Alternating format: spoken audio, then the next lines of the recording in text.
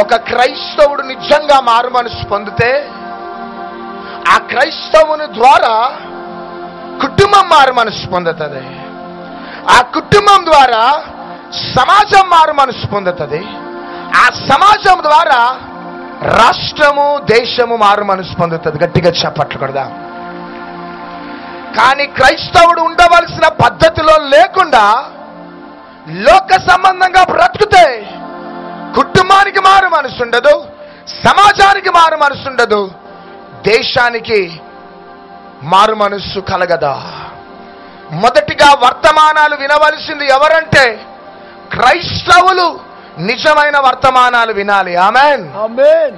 వాక్యానుసారంగా క్రైస్తవుడు ముందుకు సాగితే ఆటోమేటిక్ గా సమాజం అంతా దేవుని యొక్క పాదముల దగ్గరికి వస్తారు. గట్టిగా చప్పట్లు కొడదాం. ఒక కుటుంబము, ఒక నాన్ క్రిస్టియన్, క్రీస్తుని ఎరగని ఒక ఇంటికి అద్దెకు దిగినారు. ఆ యొక్క ఇంటి యజమానునికి రక్షణ లేదు, లోక సంబంధంగా బ్రతుకుతూ ఉన్నాడు.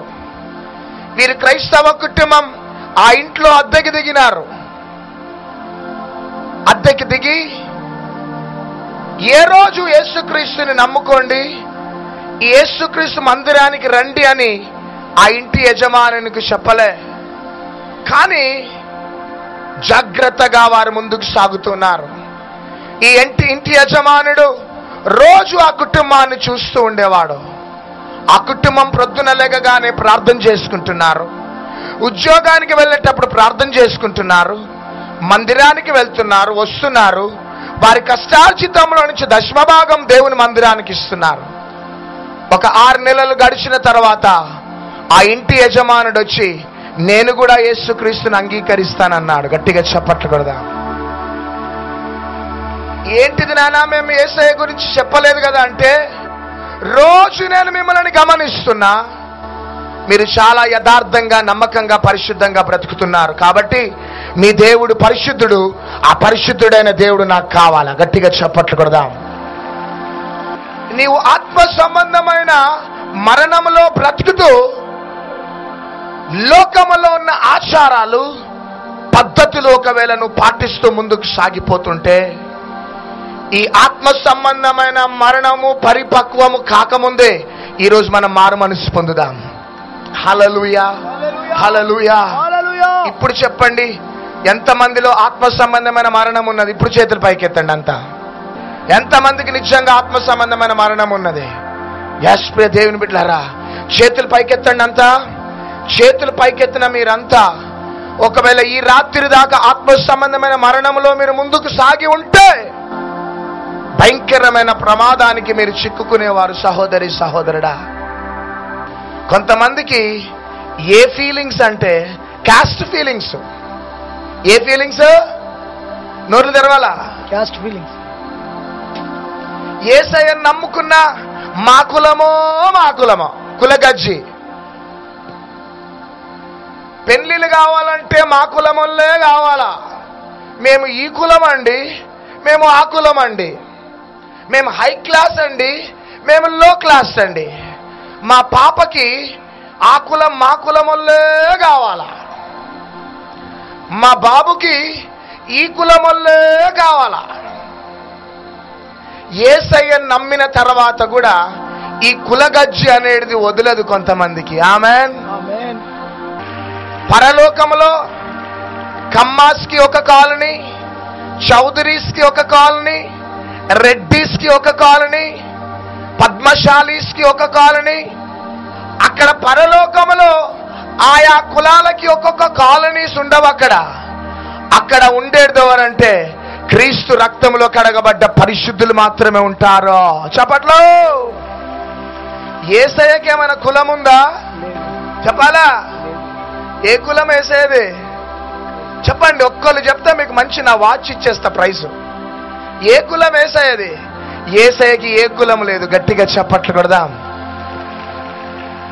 మనం ఒకవేళ అట్లాంటి భయంకరమైన జీవితం జీవించి ఉంటే, క్రీస్తుని అంగీకరించిన తర్వాత మనదంతా ఒకటే కులం. గట్టిగా చప్పట్లు కొడదాం.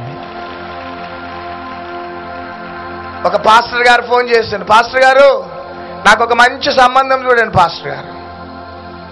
చెప్పండి అంటే, ఒక పెద్ద బుక్ తీసుకో, లిస్ట్ చెప్తానన్నాడు. సరే చెప్పు నాయన అన్న. నాకు ఒక సంబంధం చూడండి పాస్టర్ గారు, ఆమె ఎంఎస్సి చేయాల. ఓకే రాసుకున్నా. ఆమె ఎంత తెల్లగా ఉండాలంటే కరెంట్ ఆఫ్ అయినా కానీ ఆమె ముఖమును చూస్తే వెలుతురు వచ్చేసేయాలి రూమ్లో. అంటే సోరియాసిస్ ఉండాలా అని అడిగిన నేను. అంత తెల్లగా ఉండాలన్నాడు. సరే అన్న. జడ భూమికి ఆనాలట. జడ ఇట్లా నడుచుకుంటా పోతా ఉంటే భూమికి తాకాలట జడ. ఫ్యూచర్లో ఉరేసుకోవటానికి చాలా ఈజీగా ఉంటుంది అనుకుంటా. పెద్ద లిస్ట్ ఇచ్చినాడు. లిస్ట్ ఇచ్చి, నేను ఏం అడగను పాస్టర్ గారు, ఒక 7 లక్షలు కట్నం ఇవ్వండి చాలు. ఎన్ని లక్షలట చెప్పాలా? 7 లక్షలు. ఆ పాస్టర్ గారు ఎట్లున్నారంటే అల్లనేరేడు పండు లాగా ఉన్నాడు. ఆయనకంటే 7 లక్షలు కావాలట. కరిష్మా బండి కావాలట. ఏ బండి? కరిష్మా అంటే ₹1,00,000 ఒకటి. నీకు సేవకి కరిష్మా ఎందుకు నాయన అంటే, గుట్టలు కొండలు ఎక్కుతాడట సేవలో. సరే నీ లిస్ట్ అంతా బాగానే ఉన్నదన్న. ఇక పెట్టేసే టైంలో ఏమన్నాడంటే, చివరిది ఒకటి మర్చిపోద్ది పాస్టర్ గారు, మా కులంలో ఉన్నవారే కావాలా. ఏంటిదట? మా కులం. అప్పుడు నేను అన్న పాస్టర్ గారితో, నిజంగా పాస్టర్ గారు మీకు మారు మనసు ఉన్నదా? మీరు ఎట్లా బోధిస్తారు ప్రజలకి? చాలా బాధ అనిపించింది, ఏడుపు వచ్చేసింది. ఒక సేవకుడు ఆ విధంగా ఉంటే సంఘం ఏ విధంగా తయారవుతుంది? ఆత్మ సంబంధమైన మరణం అంటే ఇదేనా? ఆత్మ సంబంధమైన మరణం అంటే లోకాన్ని విడిచిపెట్టి క్రీస్తు దగ్గరికి వచ్చిన తర్వాత లోకములో ఉన్న ఏ మాలిన్యం మనకి అంటకూడదు. గట్టిగా చప్పట్లకూడదాం. మనం ఎవరమంటే యేసయ్య రక్తంలో కడగబడిన జనాంగం. గట్టిగా చప్పట్లకూడదాం. ఈ రాత్రి నా ప్రియ సహోదరి సహోదరుడా, నువ్వెందుకు ఈ స్థలానికి నడిపించబడ్డావో తెలుసా? ఒకవేళ రేపటి దినం నన్ను మరణిస్తే నువ్వు ఎక్కడికి వెళ్ళేవాడవు? ఒకవేళ ఈ రాత్రి నువ్వు చనిపోయి ఉంటే నీ ఆత్మ సంబంధమైన మరణము నిన్ను ఎక్కడికి తీసుకుని వెళ్ళేదే? పరలోకానికి వెళ్ళేవాడవు కావు. దట్ ఈస్ అబ్సల్యూట్లీ పరలోకానికి వెళ్ళేవాడవు కావు నువ్వు. ఈ ఆత్మ సంబంధమైన మరణములో నువ్వు ఉండి, ఈ ఆత్మ సంబంధమైన మరణము నిన్ను నరకానికి తీసుకొని వెళ్ళాడుదే. కానీ ఎందుకు ఇక్కడికి నడిపించబడ్డావో తెలుసా? యేసయ్య ప్రేమ నిన్ను పరలోకానికి తీసుకొని వెళ్ళాలని ఆశపడుతున్నది. గట్టిగా చెప్పట్టుకూడదా? భీమవరం పట్టణంలో ఉన్న ప్రజలారా, ఒకవేళ మీకు డబ్బు ఉండొచ్చు నానా, ఆస్తి సంపద ఉండొచ్చు బిడ్డ మీకు. కానీ ఒకవేళ ఆస్తి ఉన్నా, భూములున్నా, వ్యాపారాలున్నా, సంపద ఉన్నా, మీరు ఏ విధంగా బ్రతకాలంటే యేసయ్యకి ఇంపైన సువాసనగా బ్రతకాలి. మీరు చప్పట్లు కొడదాం. హల్లెలూయా. యేసయ్యకి ఇష్టమైన బిడ్డలుగా మీరు బ్రతకాలి. పరలోకములో చేరటం అంత ఈజీ కాదు. పరలోకంలో తంబాకులు తినేవాడు, గుట్కాలు తినేవాడు, సినిమాలు చూసేటోళ్ళు, సీరియల్స్ చూసేవారు, తాగేవారు, పొగ తాగేవారు, కిల్లి తినేవారు పరలోకంలో కనబడరు. అక్కడ పరలోకంలో కనబడేవారు ఎవరంటే పరిశుద్ధులు మాత్రమే. హల్లెలూయా. ఇంత బ్రతుకు ఎందుకు బ్రతుకుతున్నాం మనము? ఏమి సాధించటానికి? ఆ పరలోకాన్ని సాధించటానికి. ఆమేన్. హల్లెలూయా. ఒకవేళ ఈ రోజు నువ్వు ఆత్మ సంబంధమైన మరణంలో నువ్వు బ్రతుకుతూ ఉన్నట్లయితే, నాలో నుంచి పరిశుద్ధాత్మ దేవుడు ఏడుస్తున్నాడు బిడ్డ, ఈరోజు నీ జీవితాన్ని మార్చుకో. రెండవదిగా ఆత్మ సంబంధమైన మరణానికి అర్థం ఏంటిదంటే సొలొమోను మహారాజు పతనమైపోయినాడు. దావీదు మాత్రము పండు వృద్ధాప్యం దాకా దేవునికి మహిమకరంగా బ్రతికినాడు. వీళ్ళ ఇద్దరికి వ్యత్యాసం ఏంటిదంటే, దావీదు మహారాజు యుద్ధమును జయించి వస్తూ ఉన్నప్పుడు ప్రజలంతా దావీదు మహారాజును పొగిడినప్పుడు దావీదు మహారాజు ఏం చేసేవాడంటే, పరిగెత్తుకుంటూ ఆ మందసము దగ్గరికి వెళ్ళి పడి, ప్రభువా నేనేమై ఉన్నానో నీ దయ వలనే నాకున్నవన్నీ నువ్వు ఇచ్చినవే అనేవాడట. కానీ సొలొమోను పతనం కావటానికి కారణం ఏంటిదంటే, ప్రజలు సొలొమోనుని ప్రైజ్ చేసినప్పుడు, హెచ్చించినప్పుడు సొలొమోను అనుకునేవాడంట, నాకంటే గొప్ప రాజు లేడు, ఇక నేను గొప్ప రాజును, నేను జ్ఞానవంతుడు, నన్ను మించిన వాడు లేడు అని గర్వపడేవాడట. దావీదుకి సొలొమోనుకున్న వ్యత్యాసం ఏంటిదంటే, ప్రజల యొక్క పొగడ్తలు వచ్చినప్పుడు దావీదు మందసము దగ్గరికి వెళ్ళి ఏడ్చేవాడట. కానీ సొలొమోనులో క్రమక్రమంగా అతిశయము, గర్వం అనేది ప్రారంభమైంది. చివరికి సొలొమోనుకి ఎంతమంది భార్యలు ఉండే తెలుసా? చెప్పాలి, ఎంతమంది భార్యలు? 300 మంది భార్యలట. ఎంతమంది చెప్పాలా? 300 మంది. రాజుల మొదటి గ్రంథం 11వ అధ్యాయం 3వ వచనం చదవాలా? అతనికి 700 మంది రాజకుమారులైన 700 మంది భార్యలట. రాజకుమార్తెలైన భార్యలను 300 మంది ఉపపత్నులు కలిగి ఉండురి. వామ్మో! 90 మంది. చూడండి, నేను అనుకుంటా ఏ భార్యనైనా ఆయన గుర్తుపట్టగలుగుతాడా? ఒక 30 రోజులు ఈ వ్యక్తిని చూస్తే, ఓ కెమెరామ్యాన్ గారు ఇటు చూడు, ఈ కెమెరామ్యాన్ని నేను ఒక 30 రోజులు కానీ 3 సంవత్సరాలు చూస్తే ఈయన గుర్తుంటాడు. ఈ సొలొమోను మహారాజు గట 700 మంది భార్యలట. ఆమెన్. 300 మంది ఉపపత్నులట. దినవృత్తాంతముల 2వ గ్రంథం 2వ అధ్యాయం 5వ వచనం ప్రకారం దేవుని మందిరాన్ని కట్టిన సొలొమోను లోక సంబంధమైన మందిరాలు కట్టడం ప్రారంభించినాడు. లోక సంబంధమైన బలిపీఠాలు కట్టడం ప్రారంభించినాడు. ఇక చూడండి, ఆ గర్వము తనని ఎక్కడి దాకా తీసుకొని వెళ్ళిపోయిందో. దావీదు మహారాజు పండు వృద్ధాప్యం దాకా దేవుణ్ణి గణపరచడానికి కారణం సొలొమోను మధ్యలోనే పతనం కావటానికి కారణం గర్వం, గర్వం, గర్వం. కుటుంబమును బట్టి గర్వం కొంతమందికి, వాళ్ళ పిల్లల చదువులను బట్టి గర్వం కొంతమందికి, వారి చరాస్తులను, స్థిరాస్తులను బట్టి, బ్యాంక్ బ్యాలెన్స్లను బట్టి కొంతమందికి గర్వము, అతిశయం. కానీ ఆ గర్వము చివరికి నిన్ను మరణానికి ఈడ్చుకొని వెళ్తుంది. సహోదరుడా, సహోదరి, ఈ రాత్రి ఒకవేళ అట్టి గర్వంలో నువ్వు ఏ దేశంలో ఉండి, ఏ రాష్ట్రంలో ఉండి ఈ మాటలు వింటున్నావో, సహోదరి, సహోదరుడా, నీ గర్వము ఒక దినమున నిన్ను మరణానికి ఈడ్చుకొని వెళ్ళిపోతుంది.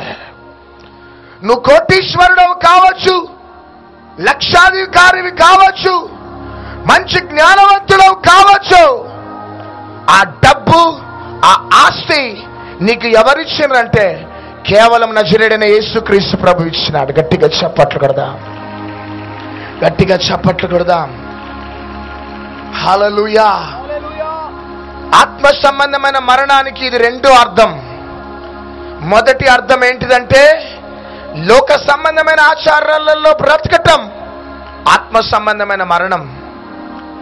రెండో ఆత్మ సంబంధమైన మరణానికి అర్థం ఏంటిదంటే సొలొమోను బ్రతికినట్టు గర్వంగా బ్రతకటం. కానీ ఈ రాత్రి మీకు శుభవార్త ఏంటిదో తెలుసా? దేవుడు తరలిపోయిన ఆ మహిమను మరలా భీమవరం పట్టణానికి దేవుడు అనుగ్రహించబోతున్నాడు. చప్పట్లు కొడదాం, గట్టిగా చప్పట్లు కొడదాం. నువ్వు అనుకుంటున్నావు దేవుని మహిమ నీలో ఉన్నదనుకుంటున్నావు, కానీ నీ గృహం ఏనాడో ఈ కాబోత్ అయిపోయింది, ప్రభావం వెళ్ళిపోయింది. కానీ రాత్రి మరలా భీమవరం పట్టణానికి దేవుని ప్రభావం వస్తున్నది. గట్టిగా చప్పట్లు కొడదాం. మరలా నీ కుటుంబానికి దేవుని యొక్క ప్రభావం దిగుతున్నది. గట్టిగా చప్పట్లు కొడదాం. హల్లెలూయా, హల్లెలూయా, హల్లెలూయా. ఇప్పుడు చెప్పే మాట, ఒకవేళ ఈనాడు ప్రెస్ రిపోర్టర్స్ ఉన్నా, సాక్షి ప్రెస్ రిపోర్టర్స్ ఉన్నా, టీవీ 9 ఉన్నా, టీవీ 5 ఉన్నా, ఎవరైనా ఈ డేట్, ఈ టైం రాసి పెట్టుకోండి. ఒక దినమున ఈ ప్రవచనం ఈ భూమి మీద నెరవేర్చబడబోతున్నది. హల్లెలూయా. ఆత్మ సంబంధమైన మరణములో మూడవది ఏంటిదంటే, క్రైస్తవులుగా బ్రతుకుతూ సీరియళ్ళు చూడటము, సినిమాలు చూడటం అలవాటు కలిగిన వారు ఎంతమంది ఉన్నారు? ఒకసారి కుడి చేయి పైకెత్తండి. మీరు సినిమాలు చూసి, సీరియళ్ళు చూసి ఎట్లా పరలోకానికి పోతారు నాన్న? మీరు చెప్పాలా? ఇక్కడ అంకుల్స్ ఎవరైనా 70 years అంకుల్ ఉన్నాడు? ఎవరైనా అంకుల్? ఎవరైనా 70 సంవత్సరాల అంకుల్ ఉన్నాడు? ఎవరైనా ఇక్కడ 70-80 సంవత్సరాల అంకుల్ ఎవరైనా ఉన్నారా? 50 సంవత్సరాల క్రితం క్యాన్సర్ అనే మాట విన్నారా అంకుల్ ఎప్పుడైనా మీరు? చెప్పాలా అంకుల్? చెప్పండి. అంకుల్, కారు ముందు, ఆర్యా ముందు నిలబడ్డ అంకుల్, ఇటువైపు ఎవరైనా ఉన్నారా? 70 సంవత్సరాల క్రితం ఎయిడ్స్ అనే మాట విన్నారు ఎప్పుడన్నా? చెప్పాలా? ఎయిడ్స్ అంటే 50 సంవత్సరాల క్రితం, 40 సంవత్సరాల క్రితం తెలియదు. క్యాన్సర్ అంటే తెలియదు, ఎయిడ్స్ అంటే తెలియదు. స్వైన్ ఫ్లూ అన్నా, చికెన్ గనియా అంటే ఎవరికైనా తెలుసా? చూడండి, ఇప్పుడు ఈ రోగాలన్నీ బట్టబయలు అవుతున్నాయి. కారణం ఏంటిదో తెలుసా? ఈ భూమి మీద పాపము పరిపక్వం అవుతున్నది. చప్పట్లు కొడదాం. ప్రజలలో పాపము పరిపక్వం అవుతున్నది. కాబట్టి ఈ swine flu, chicken Guinea, cancer, AIDS అనేటి ప్రజలలోకి సంభవిస్తున్నాయి. ఈ మాట మీ పేపర్స్లలో రాసుకోండి, అడ్వర్టైజ్ చేయండి. త్వరలో ఒక భయంకరమైన వ్యాధి రాబోతున్నది. నేను దేవుని ఆత్మచేత నింపబడి నేను ప్రవచిస్తున్నాను ఈ మాట ద్వారా.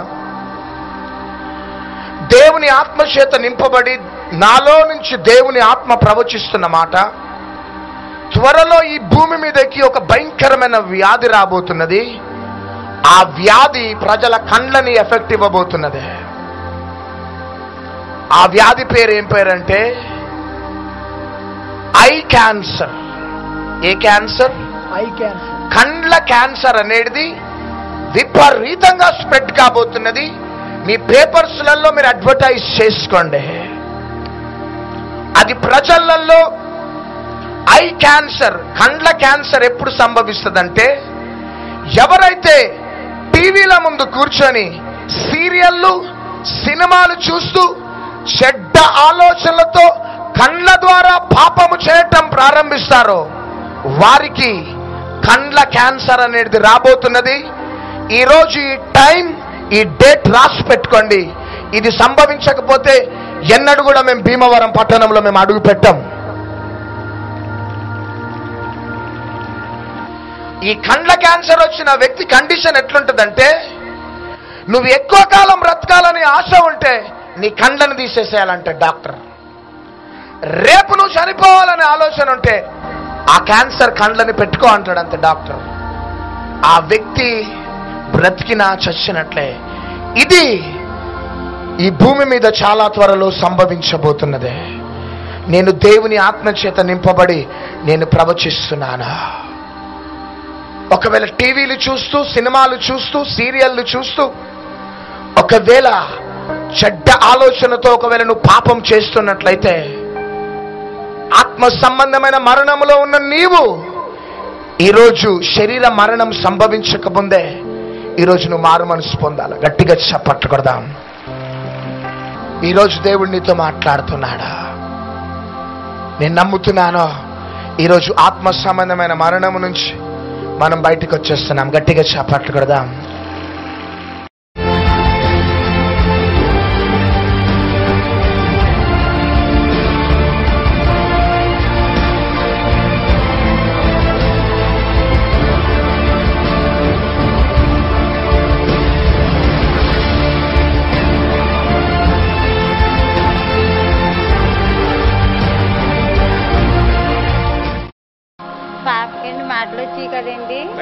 పుట్టినరోజు 3 రోజులకంటే గడ్డ వచ్చిందండి. ఆ గడ్డ ప్రార్థించగా కరిగిపోయిందండి. హాస్పిటల్లో తీసుకెళ్తే 15 ఏళ్ళు వచ్చిన తర్వాత ఆపరేషన్ చేస్తామన్నారండి.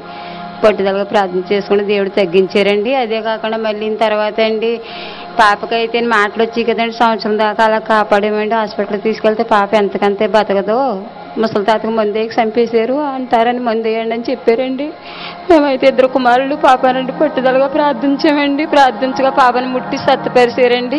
ఒక్కోటి అన్ని వస్తున్నాయండి. మాకు ఎన్నాళ్ళ నుంచి అయితే మాకు టీవీ లేదండి. సంవత్సరం అయిన తర్వాత మా అబ్బాయి టీవీ సంవత్సరాల నుంచి అండి. మీ టీవీ చూసిన కానించినండి మేము దేవుడు సత్తపరిచారండి ముట్టి. ఏం పేరమ్మా?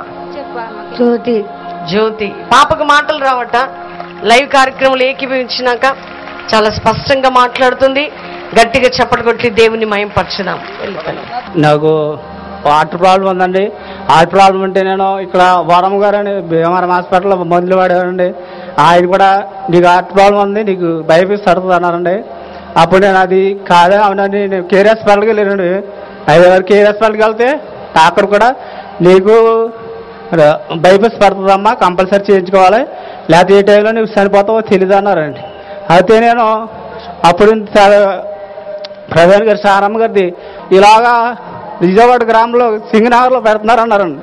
అప్పుడు సరే దగ్గరగా వచ్చాం కదా, దగ్గరలోనే వెళ్దామని నేను 2 రోజులు వెళ్ళండి. అక్కడ ఉండి ప్రార్థన చేయించుకుని ఆ తైలం తాగటం మొదలెట్టానండి. ఈ రోజుకి నాకు బిల్లలు కూడా వేసుకోకుండా నాకు స్వస్థత ఇచ్చాడండి.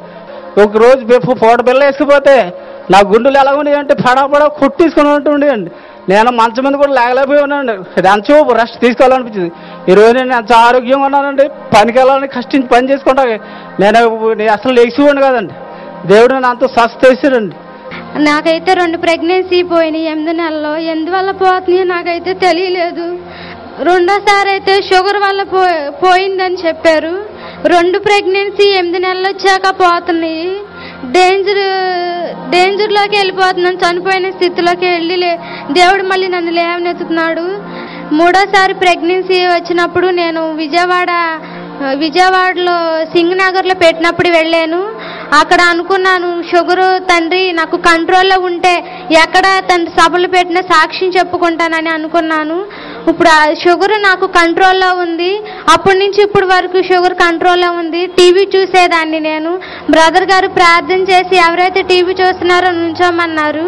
నుంచున్నప్పుడు టీవీ అప్పటి నుంచి ఇప్పటి వరకు టీవీ కూడా చూడట్లేదు. ఇదే నా చిన్న సాక్ష్యం. గట్టిగా చప్పట్లు కొడదామండి. సహోదరి ఇల్లమ్మ శారీరక స్వస్థత అంతేకాక ఆమె జీవితంలో దేవుడు అద్భుతం చేశాడు. టీవీ చూడడం, సీరియల్ చూడడం, సినిమాలు చూడడం అన్ని మానేసిందండి. గట్టిగా చప్పట్లు కొడదాం. నేను 8 నెలలు బట్టి బాధపడుతున్నాను కిడ్నీల ప్రాబ్లం బట్టి. ఆ దేవుడు అమ్మగారు పోకరం లైన్ పోకరం చూసినప్పుడు అలాగా ఒక కన్న తల్లిని చూసినట్టు ఉంటుంది. నాకు మాత్రం అంత ఇదిగా చూస్తాను నేను. ఆ లైన్ పోకరం ద్వారా అయ్యగారు ఒకసారి కిడ్నీల మీద మీకు ఎక్కడైతే బాధ ఉందో అక్కడ పెట్టుకోండి చెయ్య అని చెప్పినప్పుడు నేను పెట్టుకుండి ఎంతగానో ఏడ్చాను. అప్పుడు దేవుడు కిడ్నీలని కండ తీసి బయోస్కోప్ పంపించినప్పుడు ఆ రిపోర్ట్లు దారుణం, మీకు నీ అదృష్టం అయితే అది శుభ్రంగా వస్తే లేకపోతే దారుణం అని చెప్పారు. దారుణం అంటే ఆ కిడ్నీలు పనిచేయనట్టే. అలాంటి రిపోర్ట్లని దేవుడే స్పష్టపరిచాడు నన్ను. 2వ కార్యము ఎంతైనా మామూలుగా ఆపులు తగ్గుతలేదు, కిడ్నీలు కాళ్ళు ఆపులు వచ్చేస్తున్నాయని ఎంతగానో బాధపడేవాడిని నేను. దేవుడే మాట్లాడాడు అయ్యగారిలో ఉండి. నాకు అప్పటి నుంచి 10వ తారీఖున మొన్న వెళ్ళి తూగితే అక్కడ డాక్టర్ గారు చెప్పినప్పుడు 66 కేజీలు వచ్చాను. ఇప్పుడు ఇవాళ కూడా తూగితే ఆ నీరంతా అప్పుల్లోనే ఆ కార్యం జరిగినప్పుడే ఆ 13వ తారీఖు నైటే దేవుడు తీసేసాడు. ఇప్పుడు 57 కేజీలు వచ్చాను. 9 కేజీలు బరువు దేవుడే తీసేసాడు. దేవుడు గొప్ప డాక్టర్. దేవుడు నాకు చేసిన కార్యం ఆయనకి ఎంత చేసినా నేను రుణం తీర్చుకోలేను. మరి టీవీ కార్యక్రమంలో ఏకీభవించినప్పుడు అండి నా భర్త మరి 30 సంవత్సరాల నుంచి మరి తాగుడు తాగేవారండి. మరి ఆయన 2012లో ఏకీభవించానండి. అప్పటి నుంచి నా భర్త మరి తాగుడు మానేశారండి. దేవునికి మహిమ కలుగును గాక. మళ్ళీ నాకు కిడ్నీ ఇన్ఫెక్షన్ అయినాయండి. మరి డాక్టర్ అయితే చూడండి అన్నారండి. చూడన్నప్పుడు నేను మరి టీవీలో ఏకీభవించినప్పుడు దేవుని స్వస్థపరిచాడండి. దేవునికి మహిమ కలుగును. చూడండి సహోదరి, తన భర్త 30 సంవత్సరాల నుండి త్రాగుడికి బానిస అయిపోయి ఉన్నాడు. కానీ లైవ్లో ప్రార్థనలో ఆమె ఏకీభవించి ప్రార్థన చేసిందండి. ఆ భర్తలో గొప్ప మార్పు జరిగింది. చూడండి, చేసి దేవుడు ఎంత అద్భుతాన్ని చేశాడు. ఆయన త్రాగుడు మానేయటం, ప్రభువుకు సాక్షిగా ఉంటాం. గట్టిగా చప్పట్లు కొడదాం.